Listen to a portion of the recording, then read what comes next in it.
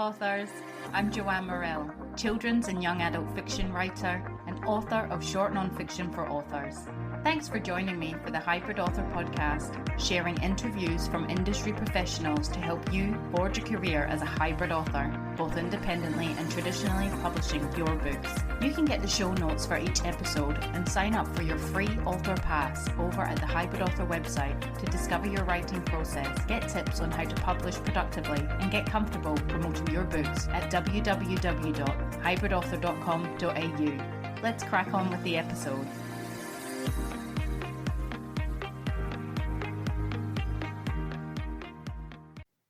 Hello, authors.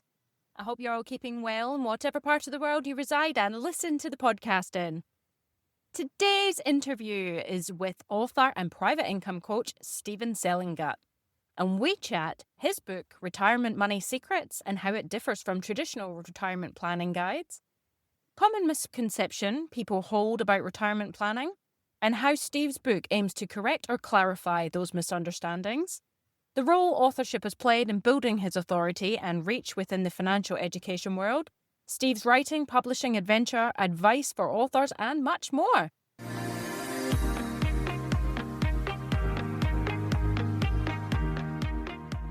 So in my author adventure this week, it's been a week of letting go. So many of you know that I started out writing in the children's and young adult fiction genre, and I was part of an organisation called SWIBI, which is the Society of Children's Book Writers and Illustrators. That is a global organisation, and I volunteer my time on and towards the end doing the social media and also as newsletter editor. Prior to that, I was part of the Children's Book Council of Australia, and I also was the newsletter editor for about a year. So, you know, being part of a community, especially in the area, the field that you write in, is of interest to build up your knowledge, you know, make contacts, community, network, all these types of things. I wasn't successful in securing a traditional publication deal, which is what I was looking for this work, but I certainly made lifelong friends and have some amazing memories. Starting in the women's fiction side, I jumped ship and joined the Romance Writers of Australia, which is a huge organisation and one I definitely would like to continue and know more about. But immediately, you know, when I stepped away from the children's fiction last year after the writers' retreat, I put my hand up to be an events liaison for Perth. There's about 3 of us. And, I was supposed to be letting things go because my time, obviously everyone's time is precious, but my time is limited now in what I can do. And also, I feel like dedicating my time to community and organizations and things at this point, it's not serving me in what I need to do for myself at the moment. I have a community with this podcast, and this is what's serving me and what needs my attention. The liaison title for the romance writers was, I wasn't really doing the job justice. So I got in touch with them this week and said that I need to step down for now. And they were very supportive and it was all fine. I'm still a member of a lot of organizations. I just actively can't be part of committees and do that sort of thing. So I think, as well as if you've been listening to the podcast the last couple of weeks, I've hired a couple of virtual assistants to help with social media and the admin side of this business. And already they've been worth their weight in gold. They are fantastic at what they do. And at first I was a little bit apprehensive about handing over jobs to them, and because I've been in control and I've been doing this as a solopreneur for the last 4 years, longer even. But now that I have, and now I can see what they can do and the weight that's taken off me, I just feel like throwing everything at them and just stepping away. And I certainly I'm not going to be going backwards in this business, only forwards. I can't continue to keep doing it myself. I don't want to go back to doing it all myself. It's just not feasible, and it's not there's no growth and all the rest of it. So you don't look at things when you're letting them go as failures or what's not serving you. You need to make room for the new things that are going to serve you. Other aspects of the author adventure this week is daydreaming. I used to be a massive daydreamer in the past, and not living a fantasy land, but just daydreaming as part, and I think as part of being a creative as well, is thinking about things and wishing, I'm not going to say wishing upon a star, but, places I want to visit, things I want to do, just creating things in my own mind for the fun of it, really. Taking myself out of this reality and just enjoying dreaming about certain things, whether they become a reality or not, whether I could afford to do them or I don't. I just think it was quite a playful, fun thing to get back into daydreaming this week. I've also sort of pulled myself up about getting bogged down in thinking about the future. At least once or twice a week, I am overextending my thoughts into way down the track in the future, because there is certain steps I need to take in my personal life, and also you think about professional steps as well. But it seems to be just this little mill I'm on each week, and I almost have a little panic about it sometimes. Like, what if this doesn't work out, or this is this? And it was just nice to say to myself, stop, think of today, whatever day it is, and be here in the now. Don't think of the next day. Don't think of next week. Just focus on what needs done today, and, forget the future for a bit. And it removed a lot of the mental load I felt. And, we can't always control what's going to happen. We can make decisions and choices and steer ourselves towards certain paths, which may or may not work out for us. But ultimately, our lives are mapped out for us in the way that fate, brings it about. And that's my belief anyways. Your belief might be different, but definitely think about the things that are serving you in your author adventure and the things that aren't. And yeah, if you're like me, definitely make space for a little bit of daydream. How hybrid are you? This is a new little section of the podcast that I've spoken about. I wanted to include because this is the Hybrid Author Podcast. We want to talk about hybridness here. We want to embrace it. We want to understand it, and we want to further expand our knowledge on it and various things. So a hybrid career is about flexibility and adaptability. It's blending publishing methods, whether that be traditional, indie, small press, large press, your own press, revenue streams, books, services, speaking, creative outputs such as fiction, nonfiction, audio courses, collaboration. Being hybrid is a great way to expand your author income by diversifying your author business. There's so much to this career that you can mix and match for a better, more fruitful outcome. Have you given consideration to you and your product and how you can exceed their expandability? Do you want to try self-publishing if you're traditionally published, or vice versa if you're self-published? Have you any ideas that you think might work to submit to traditional publishing houses? Or you can mix up formats. You might have a traditional print deal with one publisher, but they may not hold all the rights, and you could self-publish ebooks and audiobooks yourself. Or you could be traditionally published, say, in Australia, but the worldwide rights are your own, so you could self-publish in another. The UK, the USA, sky's the limit. Just check your contracts and see what you can, expand on. Have fun in being hybrid. Be creative, dream, plot, plan. There's so much to be achieved, which all begins with your book.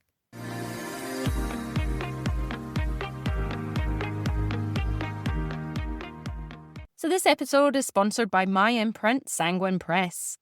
Feel-good, fast-paced, emotionally charged women's contemporary fiction. The writer, the hairdresser, and the nurse intertwines the struggles and dynamics of three women's working family and romantic relationships, leaning on their long-time friendship to help get them through. And my short non-fiction for authors, author fears and how to overcome them.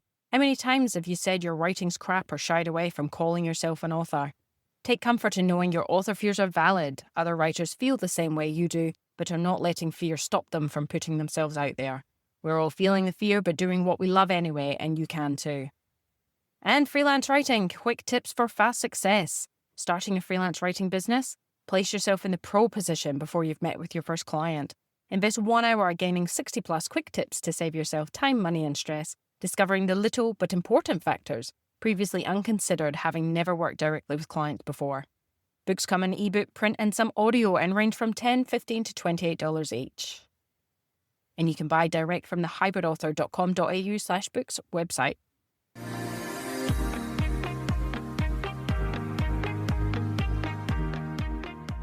Steve Selengut is the Amazon best-selling author of Retirement Money Secrets. He is an income independence coach with over 40 years' experience in the financial industry. As a retired private investment portfolio manager, Steve managed over 300 different portfolios at a time before selling his business in 2023 with over 110 million under management. He has introduced several proprietary concepts, including the QDI plus PT, Smart Cash, the Investor's Creed, and Base Income. Further, he developed the investment grade value stock, IGVSI, identification system. Today, Steve coaches individuals and other professionals in creating retirement income independence for both themselves and their clients. Welcome to the Hybrid Author Podcast, Steve.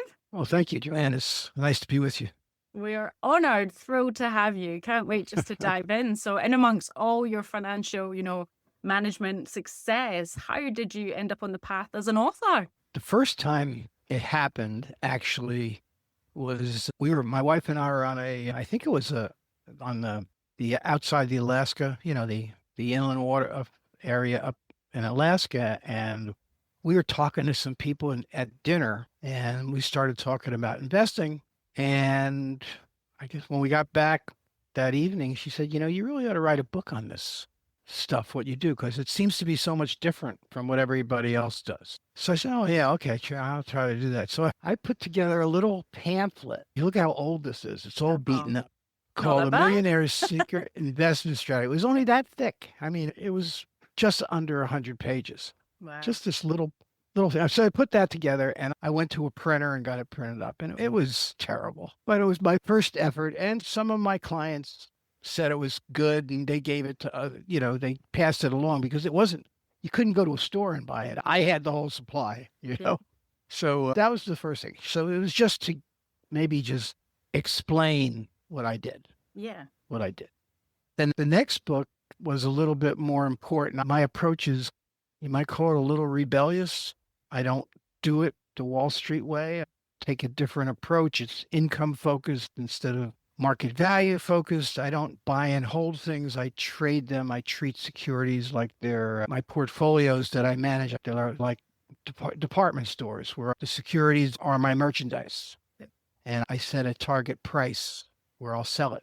And if you want it, you come in, you give me my price, you got it, baby, And I find another one that meets my quality. That's the QDI, my quality, diversification, income, and profit taking. And I judge profit taking by the amount of volatility of the stock. So again, it's a different approach. Wall Street pulls their hair out when we have a volatile environment. It makes me rub my hands together, because I know I have opportunities to buy things cheaper. And the other side of the volatility is they go up. I have opportunities to take my profits. So it was a totally different approach. So the brainwashing book, which I have also could show you, but I don't need to, was the beginning of getting that message out there. And that one is actually on Amazon, and it was published. But this one, The Retirement Money Secret, which is this one here.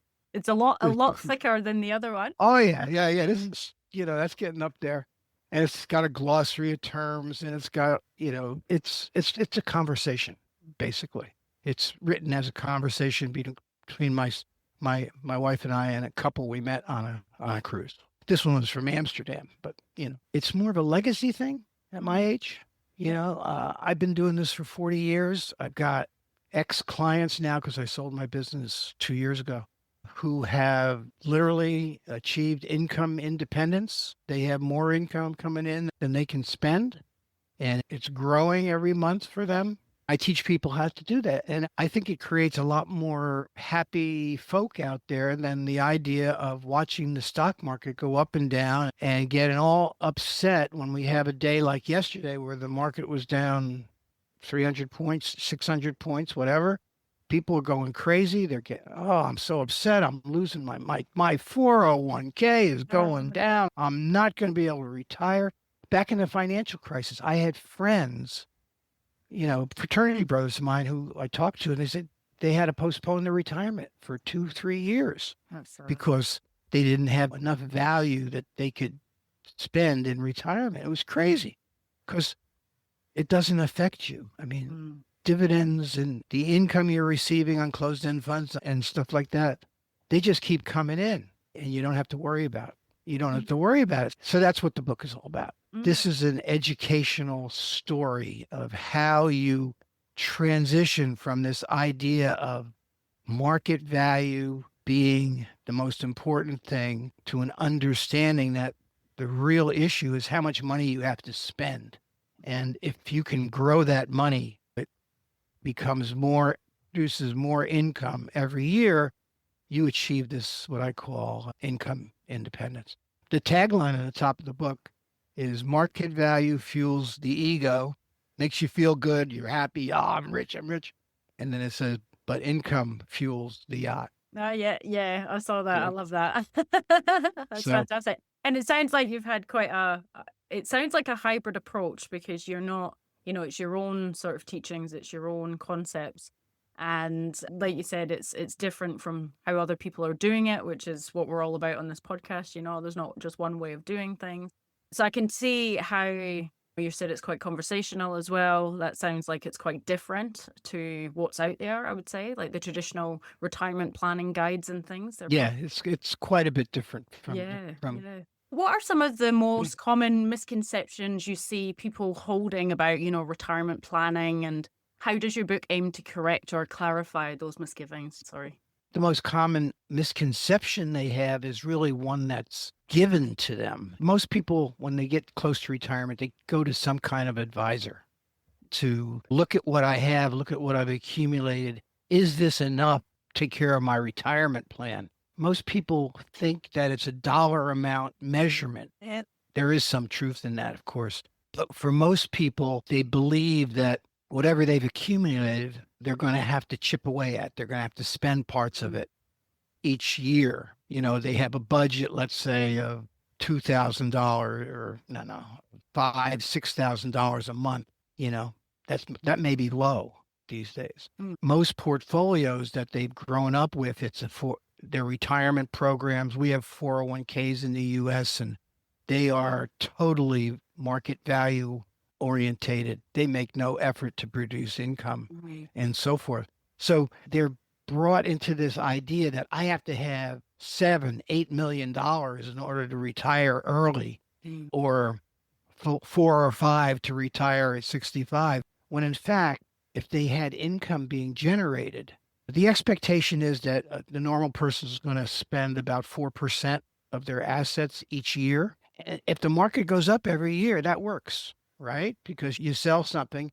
Most managers advise people to sell the ones that are down instead of the ones that are up, like I do, but that's another of the opposite things. What happens when you have a time like this where the market right now is at this relatively same level as it was last October, almost 8 months ago? That period of time, there's been no growth. So the monies you've taken out of your account, you had to sell things at losses to get your 4% to pay your bills. And since they also make you reinvest all your dividends, if there are any dividends, so that there's no cash pool. So you have to sell things to get the money instead of having the cash available, having a reserve money like I do in my account. I have enough reserve to take care of all my expenses and my wife's expenses for the month. It's always there. I don't invest it. So it's a totally different mindset. You have to start looking at income instead of market value. So that's their first misconception, that they have to have this huge sum of money.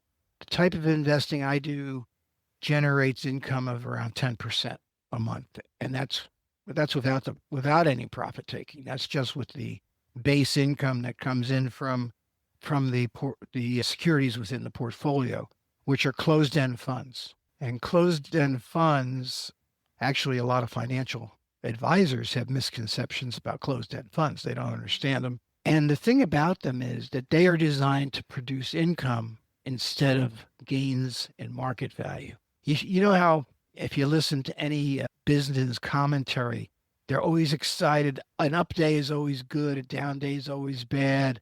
Oh, this NVIDIA is going over the top. You got to go out and buy this. It's at an all-time high. I'm exactly and NVIDIA pays zero dividend. The only way you can make any money on NVIDIA is if you actually sell it. And people are so reluctant to take profits because, oh my God, I got to pay taxes.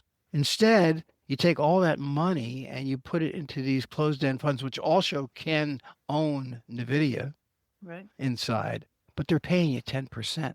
And their objective inside that fund, They're going to own NVIDIA. They're going to sell it and take the profits, and they're going to give you the money. Mhm. And that's the way they work. So it's a totally different mindset to get to income. That's the misconception, that the primary one. I've got to have this much in the bank, this much in my brokerage account, this much in my 401k, or I can't afford. Instead of saying, okay, I've got to start developing income in an outside my job, outside my employment, a separate stream of income that grows itself. And then by the time I get to retirement age, I'll already have not only the Social Security that I might get, but I've also got this income being produced by my own investments here. Yeah. So that's where I take people in the book. I get them to that point where they can have their own income sufficiency and so on, long before normal retirement age. When this is what I did myself, when I first started investing. I said, hey, I'm working in Manhattan. I'm getting all dressed up. I got to get up at 6 o'clock in the morning, get all this suit on and tie, drive to the railroad station or to my bus stop, which I used most of the time, and get on this bus, go to Manhattan in the traffic. Never know when I'm going to get home because of the weather and stuff like that. And, I'm not home until 7 o'clock at night, and it's just a crazy life. Yeah. And they're not paying me anything. So in 1979, I was 34 years old. My investment portfolio was making 5 times the income that my job was. Wow. So I got my hand on it. Bye, guys. I'm leaving. And I said, I'm going to do this for other people. So that's what I've been doing ever since, telling people, hey, wake up. You don't need to grow the market value. It'll take care of itself. You just keep building income and reinvesting that income. You'll have plenty of market value, but you'll also have the income, and you'll be in a position where you don't really care which way the market goes. It doesn't matter anymore. And that's a nice position to be in. Absolutely. Yeah, no, that's amazing. Amazing. Yeah, as soon as I learned that, I stopped losing my hair. Well, you can afford to buy more now if you want. If I wanted to, yeah. Yeah, that's it. Well, as long as I can keep it tan, so no, that's amazing. I myself have just started looking at investments and things like that. I've just turned 40, and I don't know if that's too late to the game or if it's kind of different now. More kind of in the crypto side is of interest, so I don't know if my goodness, dabble in that area. I wouldn't go there with a 10-foot pole. Okay. It's one thing that my book teaches is you really got to avoid speculations. There's no difference in crypto than there is going to Las Vegas. Yeah. And just putting it on a roulette wheel. Unless you are disciplined enough to buy it when it goes down and sell it when it goes back up, then it's not going to be the right path, because what you're going to need 25 years from now is income. Crypto doesn't pay any income. Yeah. There are many different speculations out there that don't pay any income. Like the top stocks, the FANG stocks on the NASDAQ exchange in the U.S. I don't know if you guys use the same markets as we do or not. I know you can use closed-end funds, because I have many associates and friends and people I've met in Australia, and I know you guys can use this stuff. And but you have to. The important thing is to get your mindset changed from one that looking at the market value of your assets. It's just like if you were in real estate. Let's say you had 5 different apartments spread out around Perth, all over the place. And you had some overhead. You have a mortgage on them. You have the plumbing. You have all the other types of maintenance. But they're paying you a nice chunk of money. They're paying you rent. So let's say for whatever reason, real estate values go down. It's not a big deal. The people aren't leaving. They're still paying their rent. Even in the financial crisis in the U.S., people didn't stop paying their mortgages. No. They kept paying their mortgages. So it's the same principle. Instead of having high maintenance real estate that's paying you this monthly income, You have no maintenance baskets of securities. You have a closed-end fund here that owns corporate bonds, all long-term, high-grade quality corporate bonds from the best companies in the world. And it's spitting out, the equivalent of 10% a year to you every month, just like your tenants in your apartment complexes. It's that type of principle. You're setting up a cash flow. You're setting up an income stream that's going to pay you no matter what happens in the real estate market. You don't have to sell those apartments because they went down in price. That's what people do. That's what people did yesterday. Something ticked them off, or wait a minute, they heard this piece. They went out and sold securities. Yeah. Because it's like they a were panic, isn't it? Exactly. And I went out and I bought securities. So it's, because my income was still coming in. My income is not going to change just because the market goes down thousands of points. The income in general, none of those big companies stop paying their dividends or anything like that. Mm-hmm. Yeah. So, so it's just, you got to get away from the craziness of the daily market, watching the tape, listening to these guys who get on the TV and they're jumping up and down. You got to buy this one. It's going up. You're going to make $1 million. Instead, give me somebody that's talking there and is going to say, hey, people, if you buy this type of security, it's going to be paying you 8, 9, 10% the equivalent of that on a monthly basis. Every month, you're going to be getting this stream of income coming in. You don't have to sit here and listen to me jumping up and down about how the market's going. You just don't have to worry about it anymore. And that's what the book is all about. It tries to get you into that position where you can sit back on the deck of your yacht.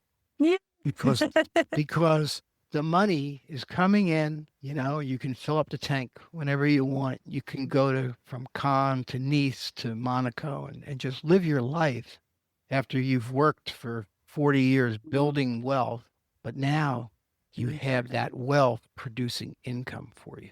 Yeah, no, that's amazing and sounds exactly what I want, and probably for everybody listening as well. But with the book as a product, obviously you're so knowledgeable in the finance area and things like that. How have these books that you've produced, sort of voiced you as an authority more in the industry? Has it worked to set you up that way? Because you already are, obviously, but maybe on I pretty much my old client base of 150 families is probably still doing what I used to do for them, with my old company. But I understand they're not totally doing it my way anymore.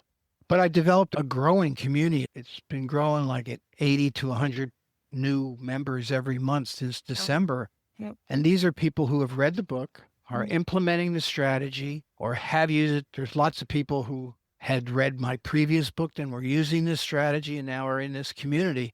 So, the word's getting out there, but I can't do that myself. I mean, I only know of 2 or 3 professional investment managers who are even using closed-end funds for their clients. Right. They don't. And there's a reason. And the reason for that is really very simple and very straightforward.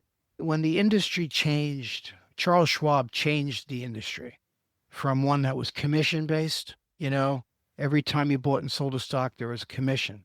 Every time you bought and sold a bond, there was a markup. There still is a markup on bonds and those types of securities. But financial advisors, instead of being commissions-based brokers, became fee-based financial managers. And the emphasis for the companies now, since everybody is fee-based in the company, is to grow the market value, because that's what the percentage is of. You get 1.3 or 1.5% of the market value.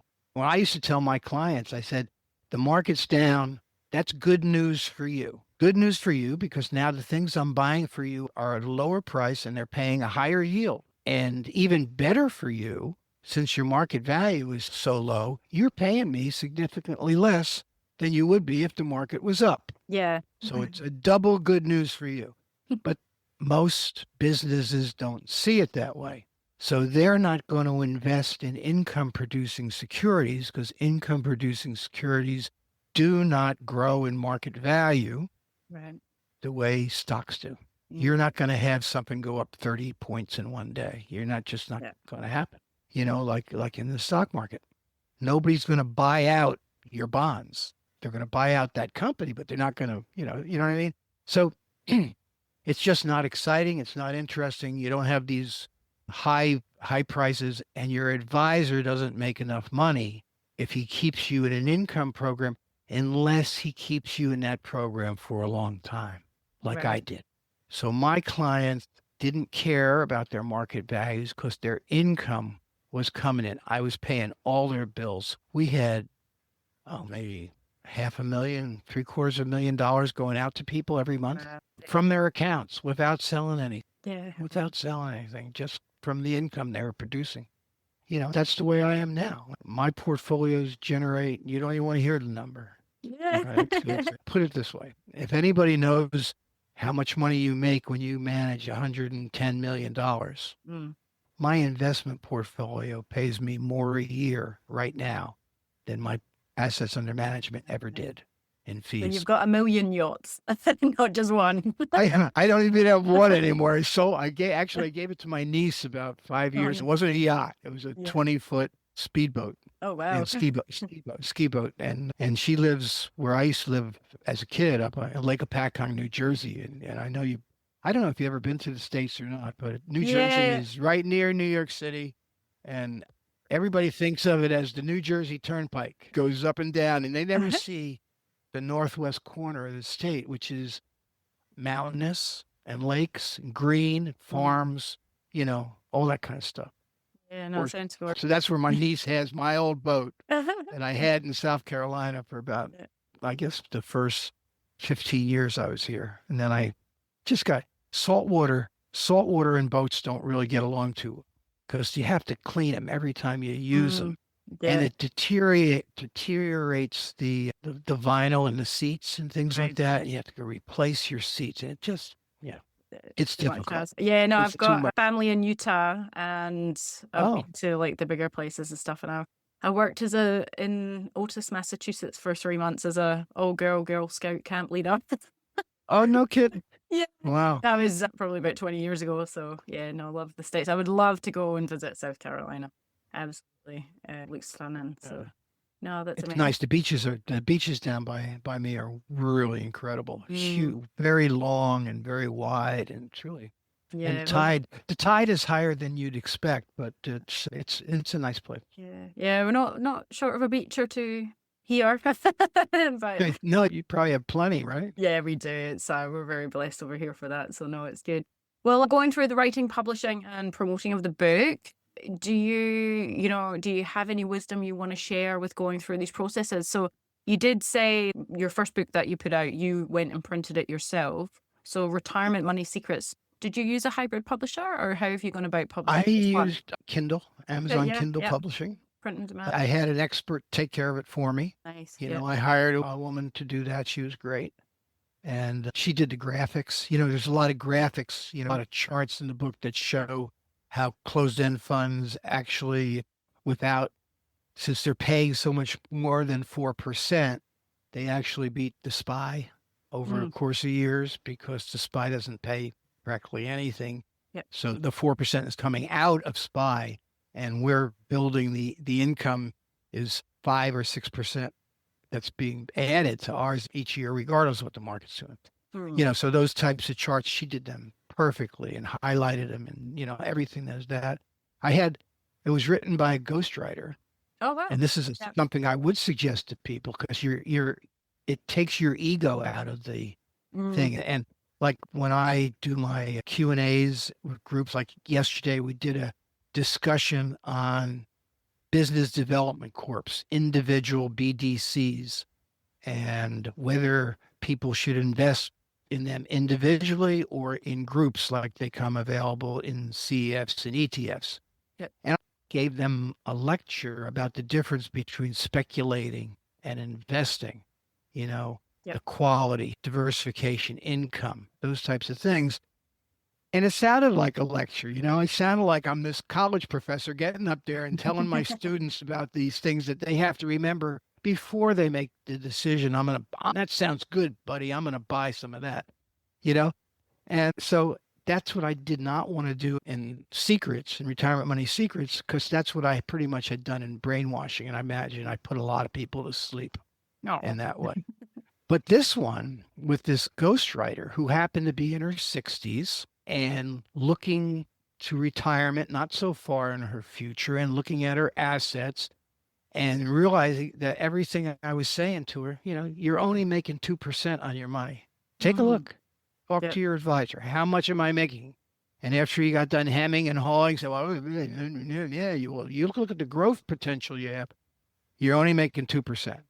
Well, this guy here that I'm writing this book with is making his clients, and I still had clients at that time when I started writing it, 10 and 12%. And he's taking profits when they go up, and he's buying them when they go down. And it's a whole different security than you have. But no buts, pal. This is what I want you to do for me. And, so she was asking all the questions any new person would. So when you get into this book, you put yourself in the place of the friends I met on the boat, on the cruise. And you are really asking the same questions that they are asking me, and I'm answering. So it's a conversation. Some of it's done on the golf course, some of it's done at a bar, That's really cool. Yeah. So that's the type of instruction it is. And then sort of, sometimes you get into more depth and more detail, but most of it all the way through the end is a Q&A session, a live Q&A session with members of my Facebook group. Right. That's cool. And we put it in the book, Yeah. It's just a whole different approach. And apparently people grasp it quickly and are getting into it.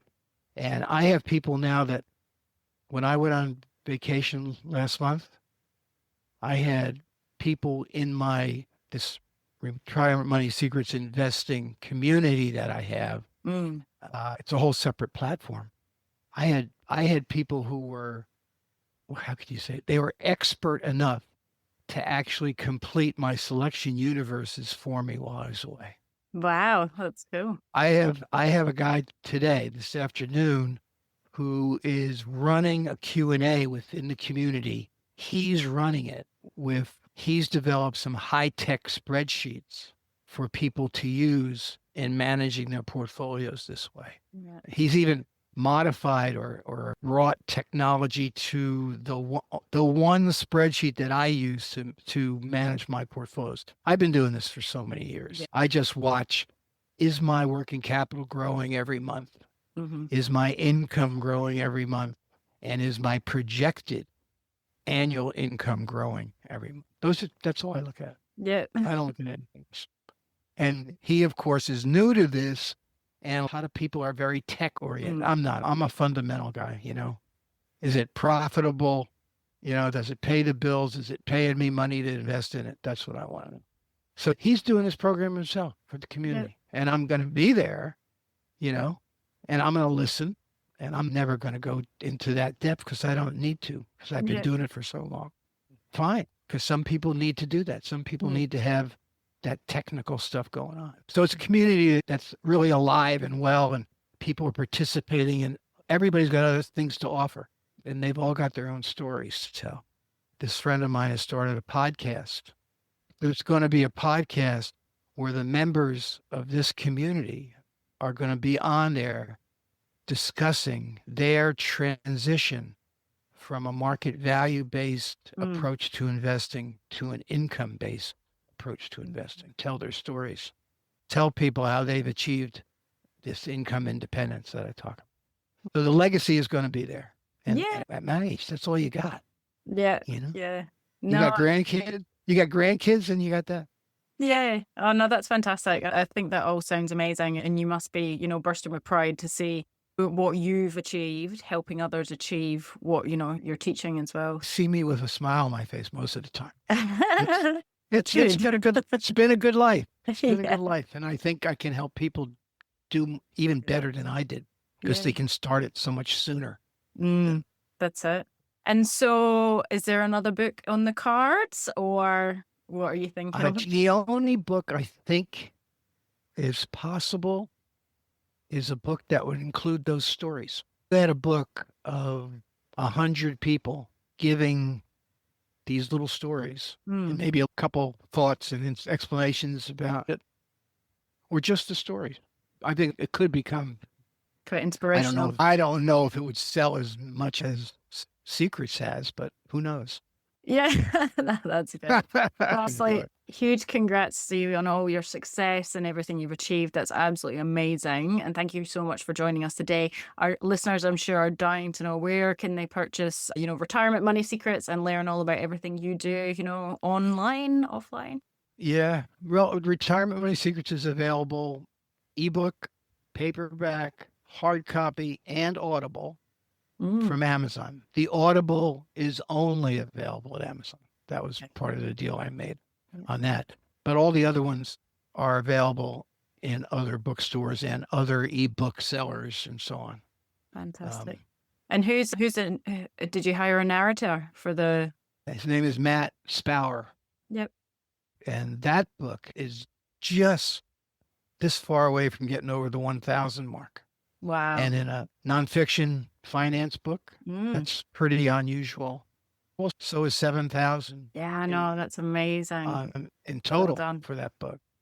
So it's gotten a lot of attention. I got an award this week. I got what do they call it?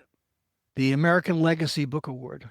Oh, fantastic. Huge congrats. That's amazing. In the business category, personal finance / investing. Wow. That just great. happened. So yeah, it's pretty happy. You should be.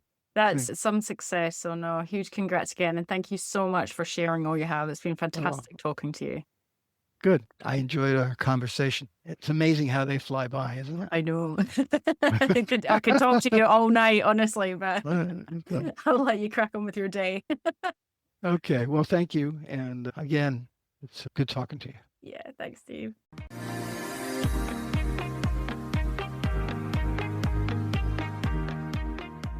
Next time on the Hybrid Author Podcast, we have Rich Kozak on how to elevate your life and business to a higher level.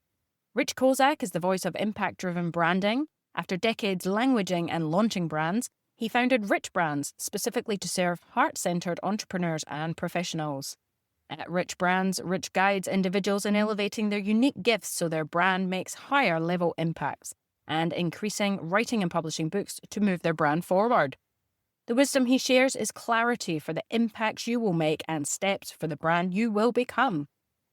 I wish you well in your author adventure this week. That's it for me. It's bye for now. That's the end for now, authors. I hope you're further forward in your author adventure after listening, and I hope you'll listen next time. Remember to head on over to the Hybrid Author website at www.hybridauthor.com.au to get your free author pass. It's bye for now.